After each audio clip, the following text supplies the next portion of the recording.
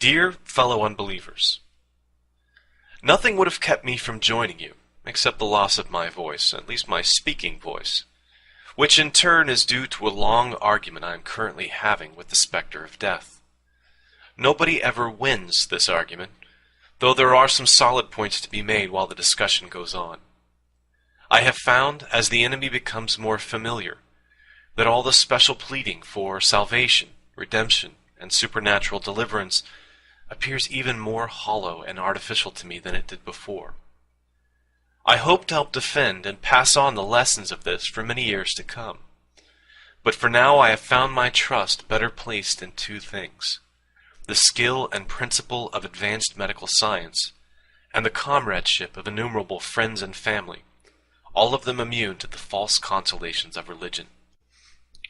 It is these forces, among others, which will speed the day when humanity emancipates itself from the mind-forged manacles of servility and superstition.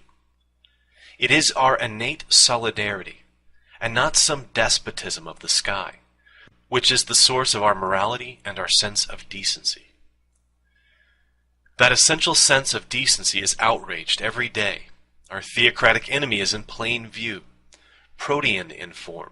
It extends from the overt menace of nuclear-armed mullahs to the insidious campaigns to have stultifying pseudoscience taught in American schools.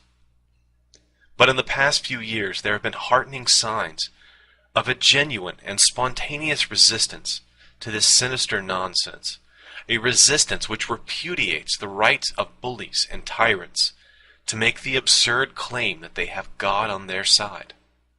To have had a small part in this resistance has been the greatest honor of my lifetime.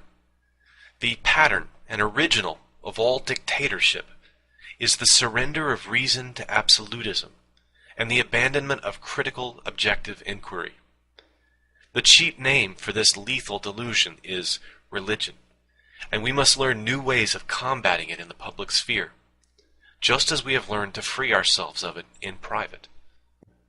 Our weapons are the ironic mind against the literal, the open mind against the credulous, the courageous pursuit of truth against the fearful and abject forces who would set limits to investigation, and who stupidly claim that we already have all the truth we need.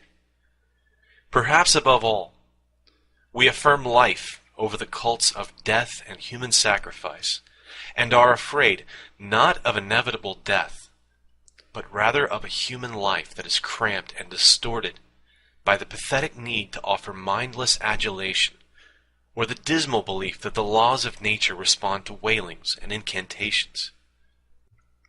As the heirs of a secular revolution, American atheists have a special responsibility to defend and uphold the Constitution that patrols the boundary between church and state. This, too, is an honor and a privilege. Believe me when I say that I am present with you, if not corporeally, and only metaphorically in spirit. Resolve to build up Mr. Jefferson's wall of separation, and don't keep the faith. Sincerely, Christoper Hitchens.